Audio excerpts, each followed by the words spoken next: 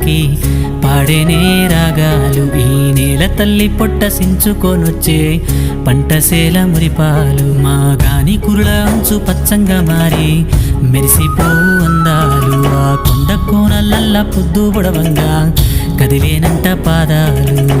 ఉన్న ఊరిని కన్నవారిని ఇడిసిపెట్టాడన్నా, కంటి పాపకను రెప్పవాలకుండా కాపుగాస్తాడన్నా. ఏ దిక్కుల్లోనూ ఉన్న గుండెల్లో దాగున్న మమకారమంతా మట్టిపైనే. రైతన్నా రాజు నీవేనన్నా, నీ సెమట సుక్కల బతుకే బుక్కెడు మెతుకులన్నా. ఓ రైతన్నా